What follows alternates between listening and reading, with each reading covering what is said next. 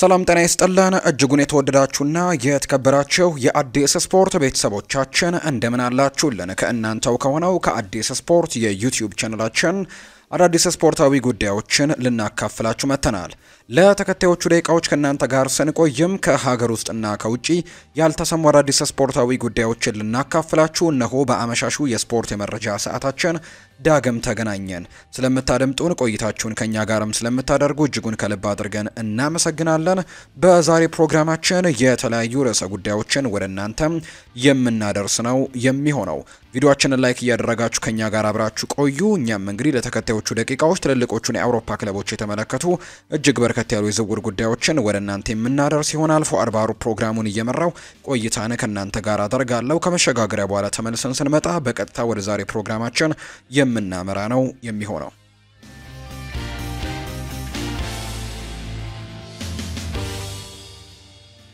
ከሀገር ውስጥ መረጃዎቻችን ነው የዛሬን ፕሮግራማችንን የምንጀምረው። የኢትዮጵያ ፕሪሚየር ሊግ ጨዋታዎች ዛሬም ቀጥለው ተደርገዋል። ቅድሚያ በተደረገው በተለይ ረፋድ ላይ በተደረገው ጨዋታ ሐዋሳ ከተማ ባለመሸነፍ ጉዞ አሁንም ቀጥሏል። በኢትዮጵያ ፕሪሚየር ሊግ 33ኛ ሳምንት መርሃ ግብር ነው ሐዋሳ ከተማ ከስሁል ሽረ ጋር ያደረጉትን ጨዋታ 5-1 በሆነ ውጤት ማሸነፍ የቻሉት። የሐዋሳ ከተማን የማሸነፊያ ግብም አሊ ሱሌማን 4 ጎሎችን ዛሬ እንግዲህ በጧቱ ጨዋታ ላይ ማስቆጠር ችሏል። ተባረከ ፋሙ ሲያስቆጥሩ እንዲሁ ቀዳንን ጎል ለስሁል ሽረ ደግሞ ብርሃኑ አዳሙ ነው ኳስና መረብን ማገናኘት የቻለው። በአሰልጣኝ ሙሉጌታ ምረት የሚመራው ሐዋሳ ከተማ ያለፉትን 10 ጨዋታዎች አልተሸነፉም። 7ቱን ማሸነፍ የቻሉበትን አጋጣሚም ነው የተመለከትነው። የሐዋሳ ከተማው የፊት መስመር ተጫዋች አሊ ሱሌማን በጨዋታው 4 ግቦችን ማስቆጠር ችሏል። ኤርትራዊው አሊ ሱሌማን በውድድር ዘመኑም 19ኛ የፕሪሚየር ሊግ ግቡን ነው ማስቆጠር የቻለው። ባለፈው ዓመትም እንዲሁ በ20 ግቦች የሊጉ ከፍተኛ ግብ አስቆጣሪ እንደነበር እናስታውሳለን። ዘንድሮም እንግዲህ አሊ ሱሌማን በዚህ ዓመትም በ19 ግቦች ከፍተኛ ግብ አስቆጣሪነቱን እየመራ የሚገኝ ተጫዋች ነው። ዛሬም 4 ጎሎችን እንዲሁ ማስቆጠር ችሏል። እንግዲህ አሁንም የከፍተኛ ግብ አስቆጣሪነቱን በአንደኝነት እየመራ ነው የሚገኘው። ሐዋሳ ከተማ እንግዲህ 44 ነጥቦችን ሰብስቦ እንግዲህ ከጥቂት ሳምንታት በፊት ይሄ ቡድን ላለመውረድ የሚታገል ቡድን እንደነበር ተመልክተናል። ባለፉት 7 ጨዋታዎች ላይ ግን አለመሸነፉን ተከትሎ እንግዲህ 44 ነጥቦችን ሰብስቦ 5ኛ ደረጃ ላይ የመጣበት ውጤት ነው የተመዘገበው። ስሁል ሽረ በአንጻሩ በ22 ነጥቦች 17ኛ ደረጃ ላይ የተቀመጠ ቡድን አድርጎታል። በቀጣይ ሐዋሳ ከተማ ከወልዋሎ አዲግራት ዩኒቨርሲቲ ጋር ይጫወታል። ስሁል ሽረ ደግሞ ከአዳማ ከተማ ጋር ነው መርሃ ግብሩን የሚያደርገው።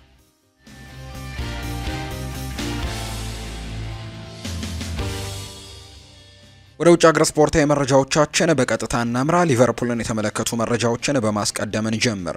ዝርዝር ውስጥ አለመሆኔ አናዶኛል ብሏል አሌክሲ ማካሊስተር ነው የተናገረው። የአርጀንቲና ብሔራዊ ቡድን ስብስብ ይፋ ሲደረግ አሌክሲ ማካሊስተር በዝርዝር ውስጥ እንዳልሆነና እንዳናደደው ጭምር ተናግሯል። ነገር ግን በአመቱ ውስጥ እንግዲህ አንዳንድ ነገሮች አጋጥመውኛል። ይህ ትልቅ ጉዳት አይደለም፣ ቀላል ነው። ነገር ግን ከማባባሱ በፊት ማረፍ ይሻላል። የዓለም ዋንጫው በጣም ቅርብ ነው ሲልም ጭምር ነው አሌክሲ ማካሊስተር ከአርጀንቲና ብሔራዊ ቡድን ምርጫ ጋር በተያያዘ ሀሳቡን የሰጠው።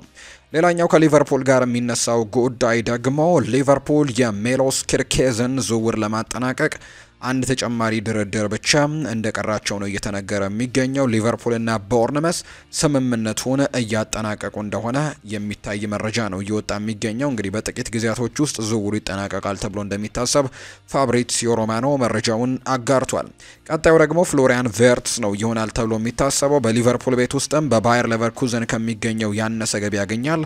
ሊቨርፑልን ለመቀላቀል ያደረገው ውሳኔ ስፖርታዊ እንቅስቃሴ ብቻ እንደሆነ ነው እየተነገረ የሚገኘው።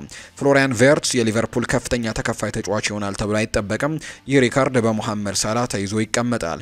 የፍሎሪያን ቨርትስ ደሞዝ በአመት 16.8 ሚሊዮን ፓውንድ እስከ 18.5 ሚሊዮን ፓውንድ፣ በሳምንት ደግሞ 326,000 ፓውንድ እስከ 359,000 ፓውንድ መካከል እንደሚሆን ጭምር ነው እየተገለጸ የሚገኘው። ሊቨርፑል በእንግሊዝ እግር ኳስ ታሪክ ውስጥም በጣም ውድ የሆነውን ፊርማ ያደርጋል ተብሎ ይጠበቃል። የዝውውር ክፍያውም ከ135 ሚሊዮን ዩሮ በላይ ሊሆን እንደሚችል ጭምር ነው ግምቶች እየወጡ የሚገኙት። ከሊቨርፑል ጋር ካነሳን የቀር አንድ መረጃን በዛው እናጋራቸው። እንግዲህ ባለፉት 2 እንግዲህ የፕሪሚየር ሊግ የውድድር ዓመታት ውስጥ ብዙ ትልልቅ እድሎችን የፈጠሩ ተጫዋቾች ይፋ ተደርገዋል። በተለይ በሊቨርፑል ቤት መሐመድ ሳላ በአንደኝነት እየመራ ይገኛል። እንግዲህ 49 ነው እንግዲህ መሐመድ ሳላህ። ከዛ በተጨማሪ ኮል ፓልመር 41 የግብ ዕድሎችን መፍጠር ችሏል። ብሩኖ ፈርናንዴስ 37፣ ቡካዮ ሳካ 36፣ ኬቨን ደ ብሩይና 36፣ ሶን ኪዩንግ ሚንም 36። እነዚህ የፈጸሙ እንደሆነ እየተገለጸ ይገኛል። ብዙ ትልልቅ እድሎችን የፈጠሩ ተጫዋቾች ናቸው እነዚህ። ማንቸስተር ዩናይትድን ደግሞ የተመለከቱ መረጃዎችን እናንሳ። ሩበን አሞሪም ለተጫዋቾቻቸው ግልጽ አድርገውለት እንደነበር ነው የሚገለጸው። አሰልጣኝ ሩበን አሞሪም በቀጣይ ለወጠኑት የቡድን ግንባታ ፖርቱጋላዊው አማካይ ብሩኖ ሚጌል ፈርናንዴዝ ዋነኛው አካል እንደሆነ በግልጽ ነግረውታል የሚል መረጃ እየወጣ ነው። ፖርቱጋላዊው አሰልጣኝ ምንም እንኳን በተጫዋቹ የቀጣይ ጣፈንታ ሁኔታ ላይ ውሳኔ ላይ ጣልቃ ለመግባት እንግዲህ ፍላጎት ባያሳይም በተደጋጋሚ ግን በክለባቸው ሊያቆዩት እንደሚፈልጉ ግልጽ ሲያደርጉለት መቆየታቸውን የተሰማው። ይህንን ተከትሎ ብሩኖ ሚጌል ፈርናንዴዝ ረብጣ ሚሊዮኖችን የሚያስገኝለትን የሳዑዲውን ክለብ አልሂላልን ጥያቄ ውድቅ በማድረግ በማንቸስተር ዩናይትድ መቆየትን ምርጫው ማድረጉን ትላንትና እንግዲህ መወሰኑ ነው የሚታወሰው። ኒውካስል ዩናይትድ የመልመላ ሂደታቸው በኋላ ብሪያን ምቤሞን እና ማቲያስ ኩኛህን ሁለቱንም ለማስፈረም በጣም ትልቅ ፍላጎት እንደነበራቸው የሚያሳዩ መረጃዎች ወጥተዋል። ሁለቱን ተጫዋቾች ለማዘዋወር ከክለቦቻቸው ጋርም ድርድር ለማድረግ ዝግጅት እያደረጉ በነበረበት ሰዓት ላይ የነበረ ቢሆንም ተጫዋቾቹ ግን በግል ዩናይትድን መቀላቀል መፈለጋቸው ማክፓይሶቹ ከሁለቱም ዝውውር በአንድ ጊዜ እንዲወጡ አስገድዷቸዋል። ተጫዋቾቹ ወደ ማንቸስተር ዩናይትድ ማምራት ብቻ ነበር የሚፈልጉት። ብሩኖ ፈርናንዴዝ ዩናይትድን አሁን ላይ ካለበት ከፍተኛ የውጤት ቀውስና ከሳዑዲው ክለብ አልሂላል ከቀረቡለት ረብጣ ሚሊዮኖች አንጻር ጥያቄውን ውድቅ ማድረጉ ለክለቡ ያለውን ፍቅርና ለደጋፊዎቹ ያለውን ክብርም የሚያሳይ ነው።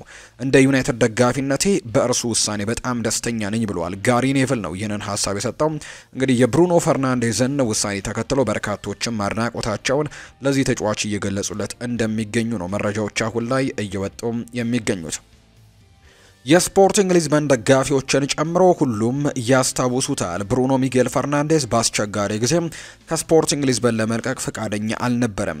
እንደ ሌሎች ተጫዋቾች ለቆ መሄድ ሲችል እርሱ ግን መቆየትን ነበር የመረጠው ብሏል። የፖርቱጋሉ እውቁ ኮሜንታተር ነው ይህንን ሀሳብ እየሰጠ የሚገኘው። ስፖርቲንግና በማንቸስተር ዩናይትድ በአስቸጋሪ ጊዜ ለቅቄ ልሂድ እንግዲህ አለማለቱ ስለ እርሱ ማንነትም በደንብ ያሳያል። እሱ ሌጀንድ ነው። እንግዲህ በሁለቱም ክለቦች ያደረገው ተመሳሳይ ነው። በስፖርቲንግ ሊዝበን ቤት በነበረበት ጊዜ ክለቡ በጣም አጣብቂኝ ውስጥ በገባበት ጊዜ ክለቡን ለቆ እንደመሄድ ተናግሮ ነበር። አሁንም በማንቸስተር ዩናይትድ ያደረገው ያንን ነው ሲል ነው እውቁ ሰው የተናገረው። ማንቸስተር ዩናይትድ ፖርቱጋላዊውን የፓሪስ ሰን ዠርመን የፊት መስመር አጥቂ የሆነው ጎንካሎ ራሞስን እንዲያስፈርሙ ከፈረንሳዩ ክለብ ጥያቄ ቀርቦለታል። እናም የዚህ ተጫዋች ሁኔታን በትኩረትም ሊከታተሉት እንደሚችሉ ጭምር ነው እየተነገረ የሚገኘው። በእርግጥ ጥያቄውን ያቀረበው ፓሪስ ሰን ዠርሜን ነው። ይህን ተጫዋች ግዙኝ ብሎ ጥያቄ ያቀረበው እሱ ነው። ነገር ግን ማንቸስተር ዩናይትዶች እያጤኑበት እንደሚገኙ እየተገለጸ ነው። ዩናይትድ ለኮቢ ማይኖና ለራስመስ ሆይለንድ የሚመጡ ጥያቄዎችን የሚቀበላል ተብሎ ይታሰባል። ማንቸስተር ዩናይትድ ከአንዳንድ ስማቸው ካልተጠቀሱ ክለቦች ኮቢ ማይኖን በተመለከተ የዝውውር ጥያቄ ቀርቦለታል። ዩናይትድ እርሱን እንደ አይነክ ተጫዋች አይቆጥረውም እና ምናልባትም ጥሩ የዝውውር ሂሳብ የሚቀርብለት ከሆነ ተጫዋቹን አሳልፎ ሊሰጥም ይችላል ተብሎ ነው የሚታሰበው። በተጨማሪም እንግዲህ ማንቸስተር ዩናይትድ ለራስመስ ሆይለንድ የሚመጡ የዝውውር ጥያቄዎችንም ለመቀበል ፈቃደኛ ነው ተብሎ ይታሰባል። ሆኖም ግን ማንቸስተር ዩናይትድ በዚህ ወቅት ተጫዋቹን በቋሚነት መሸጥ ሳይሆን የመግዛት አማራጭን ባካተተ የውሰቱን ሊለቀው እንደሚፈልግ ጭምርም ነው እየተነገረ የሚገኘው። የሴሪኤው ክለብ ኢንተር ሚላን ዴንማርካዊውን የፊት መስመር አጥቂ የማስፈረም ፍላጎት እንዳለው ሲገለጽ የተጫዋቹ ሁኔታ በቅርበትም እየተከታተለ እንደሆነ ጭምር ነው እየተገለጸ የሚገኘው። ማንቸስተር ዩናይትድ ለጄደን ሳንቾ ተጨማሪ ድል የመስጠት ምንም አይነት ፍላጎት የላቸውም። በተጨማሪም በዚህ የዝውውር መስኮት ተጨማሪ ገቢን ያስገኝላቸው ዘንድም ራሽፈርድን፣ አሌሃንድሮ ጋርናቾንና ይህንን ጄደን ሳንቾንም ጭምር እንደሚሸጡት ጭምር ነው ፋብሪዚዮ ሮማኖ መረጃውን እያጋራ እንደሚገኝ ዘገባው የጠቆመው። ዩናይትዶች በቀጥታ ለክለቡ የሚመጥኑ ተጫዋቾች ያስፈልጓቸዋል። ባለፉት 10 ዓመታት ዩናይትድ ለአዳዲስ ተጫዋቾች መላመድም አስቸጋሪ ቦታ ሆኗል። ማቲያስ ኩኛህና ብሪያን ምቤሞ የፕሪሚየር ሊግ ልምድ ያላቸው ተጨማሪ ልምድንም እንዲሁ አግኝተዋል። የእንግሊዝ እግር ኳስ ለእነሱ አዲስ ነገር አይደለም። እናም እነርሱ በእውነቱ ትክክለኛና አስፈላጊ አይነት ፊርማዎችም እንደሆኑ ጭምር ነው እየተገለጸ የሚገኘው። ማንቸስተር ዩናይትድ የሚያስፈልጋቸው አማካዮችን እንግዲህ ሳስብ ከአንድ የፍጹም ቅጣት ምት ክልል ወደ ሌላኛው በፍጥነት መንቀሳቀስ የሚችሉ ተጫዋቾችም እንደሚያስፈልጋቸው አውቃለሁ ሲል ይናገራል። ማንቸስተር ዩናይትድ የሚያስፈልጋቸው አማካዮችን ሳስብ ነው ይህንን እንግዲህ ማስበው ብሏል ጋሪ ኔቭል ሲናገር። ብዙ መሮጥ መቻል ያለባቸው እናም ከኳስና ከኳስ ጋር ውጪም ደግሞ ርቀቶችን መሸፈን የሚችሉ መሆን ይኖርባቸዋል። ብሪያን ምቤሞ እና ደግሞ ማቲያስ ኩኛህ ደግሞ ሁለቱም እንደዚህ አይነት ተጫዋቾች ናቸው ሲልም ጭምር ነው እየተናገረም የሚገኘው። ብሪያን ምቤሞ ለማንቸስተር ዩናይትድ ፕሮጀክትና ከማንቸስተር ዩናይትድ ለቀረበለት ፕሮፖዛል ይሁንታውን ሰጥቷል። እናም ደግሞ እሱ እሺ ብሏል የሚል መረጃ እየወጣ ነው። ሆኖም ግን የብሬንትፈርድ ተጫዋች መግዛት በጣም ከባድ ነገር ነው። እነሱ ልክ እንደ ብራይተን ሁሉ ለመደራደርም ከባድ ሰዎች ናቸው። እሱ እንግዲህ ከብሪያን ምቤሞ ዝውውርም ከ60 እስከ 65 ሚሊዮን ፓውንድም የዝውውር ገንዘብ የሚፈልጉ ሲሆን ዩናይትድ ከተጫዋቹ ጋርም ከተስማሙ በኋላ ዝውውሩን ለማጠናቀቅ ለመሞከርም ዝግጁ ናቸው የሚሉ መረጃዎች እንዲሁ እየወጡ ነው። ይህ ዝውውር ቀልብን የሚስብ ነው። ሁለቱም ነገር በሁለቱ ክለቦች ስምምነት ላይ የሚወሰን ይሆናል ተብሎ ነው የሚጠበቀው። አርሰናልን የተመለከቱ መረጃዎችን ደግሞ እናንሳ። ማርቲን ዙቤሜንዲ መዋሸት አይፈልግም፣ ነገር ግን ደግሞ እውነቱን አልተናገረም። ወደ አርሰናል የሚያደርገው ዝውውር በቅርቡ ይጠናቀቃል። ሪያል ሶሲዳድም እንግዲህ ያለ ዙቤሜንዲ ቀጣዩን ዓመት ለመጫወት እየተዘጋጁ ነው ሲል እንግዲህ ዘገባውን አስፍሯል። አንድ የአርሰናል እውቅ ጋዜጠኛ ነው ይህንን መረጃ ያጋራው። ነገር ግን እንግዲህ አርሰናሎች እንግዲህ ይህንን ተጫዋች እንደሚያስፈርሙት እርግጠኞች ናቸው። ነገር ግን ተጫዋቹ ትናንትና የሰጠው አስተያየት በርካቶችን አስገርሟል፣ ወይም ደግሞ ዝውውሩ እንዳልተጠናቀቀ እንዲያስቡ አድርጓቸዋል። እንግዲህ ያ ስለሆነ ብቻ ነው ተጫዋቹ እንግዲህ ወደ አርሰናል ለመዘዋወር በትልቁ እድል እንዳለው የሚያሳዩ መረጃዎች በስፋት እየወጡ እንደነበር ነው የሚታወሰው። አሁንም ቢሆን አርሰናል ይህንን ተጫዋች አስፈርሟል የሚል መረጃ ነው በስፋት እየወጣ የሚገኘው። አርሰናሎች ከማርኪኒዮስ ዝውውርም ከ2.5 ሚሊዮን ፓውንድ የበለጠ ገንዘብ ይቀበላል። እንዲሁ ደግሞ ወደፊትም ሽያጩ የሚያገኘው ገንዘብ ይኖራል ብሎናል ሳይመን ኮሊንግስ በመረጃው። አልበርት ሳሚሎ ኮንጋ ስለ ወደፊት ህይወቱ ተናግሯል። ስለ ወደፊት ህይወቱ እንግዲህ ሁኔታ ምን እንደሚፈጠር አላውቅም፣ ነገር ግን በሲቪያ ተጨማሪ ዓመት ብቆይ ደስ ይለኛል። በአርሰናል 1 ዓመት ይቀረኛል።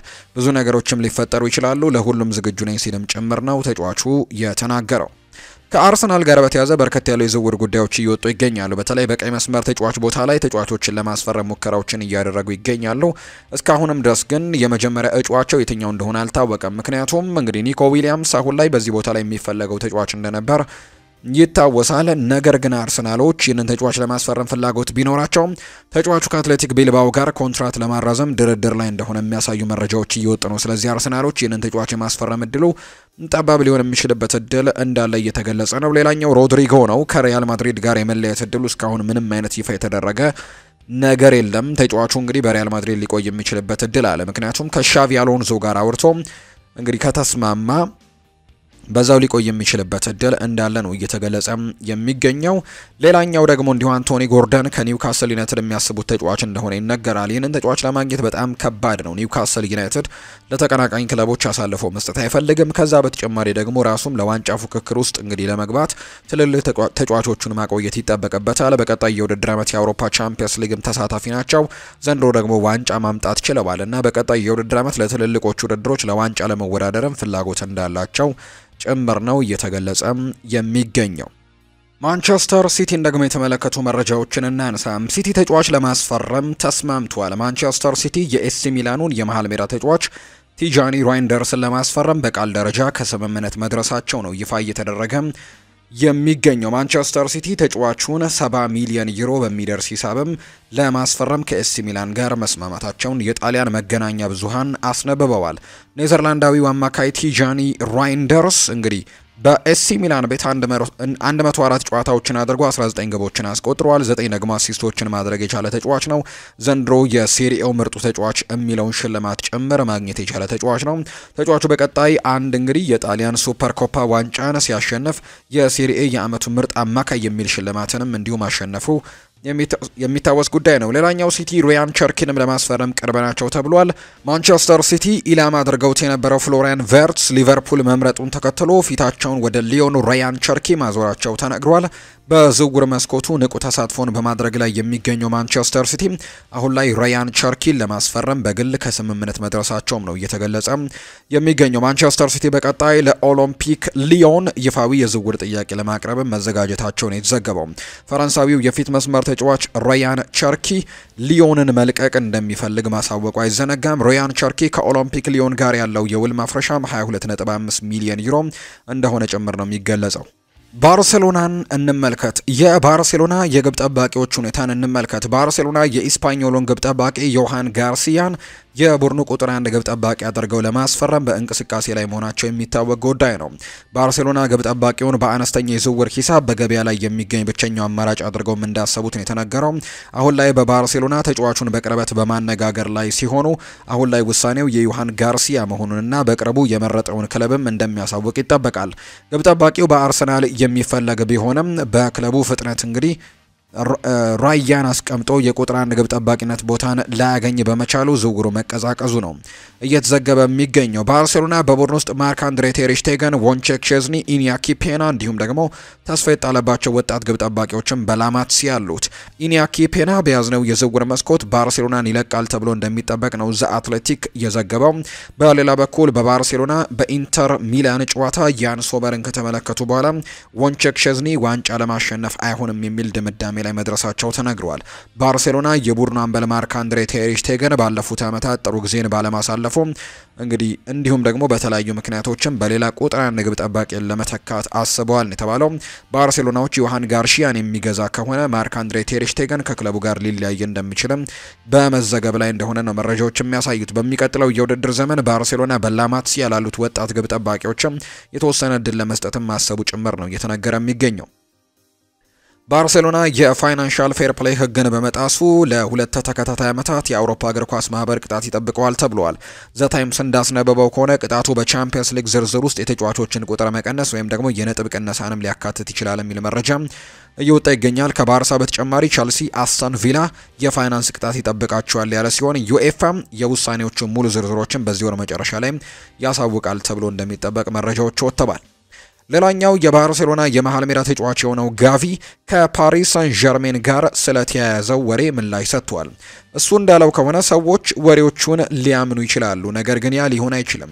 እኔ እዚህ ተረጋግቼ እየተጫወትኩ ነው። የኔ ህልምና ምኞት ሁልጊዜም ህይወቴን በባርሴሎና ማቆየት ነው። ይህ ደግሞ የህይወቴ ክለብ ነው። እዚህ ለመቆየት ሁሉንም ነገር አደርጋለሁ ሲልም ጭምር ነው የተናገረው ጋቪ። ሪያል ማድሪድን የተመለከተ መረጃን እናንሳ። ማርቲን ዙቤሜንዲ ስለወደፊት ውሳኔው ፍንጭ ሰጥቷል። የኔ የወደፊት መዳረሻ ረጅም ይሆናል። እንዴት እንደሚያልቅና ወዴት እንደማመራም አላውቅም። ሻቪ አሎንዞ ወደ ሪያል ማድሪድ ከጠራኝ ሁሌም ሻቪ አሎንዞ የኔ አርአያ ነው ብዬ ተናግሬያለሁ። እናም በሱ ስር በአካዳሚ ስለሰለጠንኩኝ እድለኛ ነኝ። አሁን ቢደውልልኝ ስለዚህ መላምት ማውራት አልፈልግም። ስለ አሁኑ ጊዜም እና ስላለሁበት ሁኔታ በግልጽ ብናገር እመርጣለሁ። በብሔራዊ ቡድን ካምፕ ውስጥ ሆኜ ስለዚህ ጉዳይ ማውራት ንቀት ነው ብሏል። በስፔን ባህር ዳርቻ ላይ ሆኜ ምስሎችን የለጠፍኩትም ዙቤሜንዲ ለአርሰናል ሊፈርም ለንደን ነው። የሕክምና ምርመራም ለማድረግ የሚባል ከእውነት የራቀ ወሬ ሰምቼ እሱን እውነት እንዳልሆነ ግልጽ ለማድረግ ነው ሲልም ጭምር እንዲሁ ተናግሯል። ማርቲን ዙቤሜንዲ ይህንን ሀሳብ ትላንትና መስጠት የሚታወስ ነው።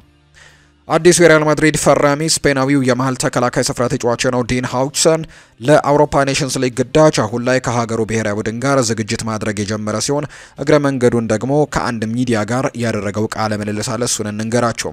ሪያል ማድሪድን በመምረጥ ከሰዎች ዘንድ ምን ምላሽ ተሰጠ የሚል ጥያቄ ቀርቦለት ነበር። ዲን ሃውችሰን ሲናገር በስፔን ብሔራዊ ቡድን ውስጥ ያሉ አንዳንድ ሰዎች ምርጡን ቡድን በደንብ እንደመረጥክ ሁልጊዜም ይነግሩኛል። ሌሎች የባርሴሎና ወገኖች ደግሞ በአንጻሩ ያሾፉብኛል። እናም ሁልጊዜም ስለ ኤል ክላሲኮ እናወራለን ያለው። ሻቪ አሎንዞ ጋር ተነጋግራችሁ ነበር ወይ ሲልም ጥያቄ ቀርቦለት ነበር። አዎ አስቀድሜ ከሻቪ አሎንዞ ጋር ንግግሮችን አድርጌያለሁ። እናም ወደፊት በሪያል ማድሪድ አንዳንድ ታላላቅ ዓመታቶችም ከፊታችን እየጠበቁን ይመስለኛል። በእውነቱ በጣም ተደስቻለሁ ነው ያለው። ስለ ትሬንት አሌክዛንደር አርኖልድስ ምን የምትለው ነገር አለ ተብሎ ነበር። እኔ እስከማውቀው ድረስ ትሬንት አሌክዛንደር አርኖልድ በጣም ጥሩ ተጫዋች ነው። እናም እሱ ደግሞ ወደፊት ብዙ ደስታዎችን ይሰጠናል ብዬ ማስባለሁ ብሏል። ወደ ሪያል ማድሪድ በመምጣት ምን ተሰማህ ተብሎ ነበር። ሪያል ማድሪድ የዓለማችን ምርጡ ክለብ ነው። ይሄ የኔ የሁልጊዜም ግብ ነው። ወደዚህ ክለብ መምጣትም ትልቁ ፍላጎት የነበር። አሁን እንደምታዩት እዚህ ነኝ። እናም ሜዳ ውስጥ ገብቼም እስከምጫወት ድረስ መጠበቅ አልቻልኩም ነው ያለው። ፍሎሪያን ቨርትስ በአሁኑ ክረምት የዝውውር መስኮት ላይ የሚለቀው የጀርመኑ ክለብ ባየር ሌቨርኩዘኖች አሁን ላይ ኒኮ ፓዝን የፍሎሪያን ቨርትስ ተተኪ አድርገው የማስፈረም ትልቅ ፍላጎት አላቸው። ሪያል ማድሪድ ተጫዋቹን አሁን ላይ ከጣሊያኑ ክለብ ኮሞ በ8 ሚሊዮን ዩሮ ብቻ በመክፈል መመለስ የሚያስችል መብት አለው። እንግዲህ ይህንን አንቀጽ በመጠቀም ተጫዋቹን መልሶ ለሌቨርኩዘን በ30 ሚሊዮን ዩሮና በሌላ መልሶ የመግዛት አማራጭም ለመሸጥ ፍላጎት አለው ተብሏል። እንዲሁም የጀርመኑ ክለብ ባየር ሌቨርኩዘንም ክፍያውን ለመፈጸም ዝግጁ መሆናቸውን ጭምር ነው የጀርመኑ ቢልድ የተባለው የመረጃ ምንጭ እየገለጸ የሚገኘው። ስፔናዊው የግራ ተመላላሽ አልቫሮ ፈርናንዴስ ካሬራስ ወደ ሪያል ማድሪድ የሚያደርገው ዝውውር ሊጠናቀቅ የተቃረበ ሲሆን ተጫዋቹም ከቀናት በኋላ የሚጀምረውን የዓለም ክለቦች ዋንጫን ውድድር ላይ ለሪያል ማድሪድ እንዲጫወትም እንግዲህ እንደሚፈልግ ተነግሯል። በዚህ መሰረት ሪያል ማድሪድ ተጫዋቹን የግሉ ለማድረግ የፖርቱጋሉ ክለብ ቤኔፊካ አስፈላጊ የዝውውር ሂሳብም ሊከፍል መሆኑ ጭምር ነው ጄሴፍ መረጃውን እያጋራ የሚገኘው። ሪያል ማድሪድ ፍራንኮ ማስታንቱኖን ወደ ፓሪስ ሰን ዠርሜን የሚያደርገውን ዝውውር መጠናቀቁን ወይም መዘግየቱን ለመጠየቅም በቅርብ ሰዓታት ውስጥ በተጫዋቹ ዙሪያ ያሉ ሰዎችን አነጋግሯል። ፓሪስ ሰን ዠርሜን አሁን ላይ ተጫዋቹን ለማስፈረም ዋናው አማራጭ ነው። አሁን ላይ ግን ሪያል ማድሪድ በድርድሩ መሀል ላይ ስለገባ ወደፊት ነገሮች ወዴት እንደሚሄዱና ምን እንደሚፈጠሩ ማየት አስደሳች ነው ብሏል ፋብሪዚዮ ሮማኖ በመረጃው። ቸልሲን የተመለከቱ መረጃዎችን ደግሞ እናንሳ። በቸልሲና በማይክ ሜኞ ላይ ተጨማሪ መረጃዎች እየወጡ ነው። ኤንዞ ማሬስካ የተጫዋቹ አድናቂ ናቸው። እናም ለአሰልጣኙ የሚመች አጨዋወትንም የሚከተል ግብ ጠባቂ መሆኑን ተከትሎ ንግግሮች ተጀምረዋል። ቸልሲ ዝውውሩ ላይ እየሰሩ ነው። አሰልጣኙ ፈረንሳዊ ግብ ጠባቂ እንደ ቁልፍ ኢላማ አድርገውም እንደሚመለከቱት ጭምር ነው የሚነገረው። ኤንዞ ማሬስካ እንግዲህ ሌላ ደረጃ ላይ ያለ ግብ ጠባቂ ማስፈረም ይፈልጋሉ። ለዛ ደግሞ ማይክ ሜኞ ተመራጩ በረኛ ሲሆን ከኳስ ጋር ደግሞ በኋላ ለመመስረትም ተመራጩ ግብ ጠባቂ ነው። ቸልሲ ከተጫዋቹና ከሚላን ጋርም ንግግሮችን መጀመሩ ጭምር የሚያሳዩ መረጃዎች እየወጡ እንዳሉ ነው ፋብሪዚዮ ሮማኖ መረጃውን እያጋራም የሚገኘው።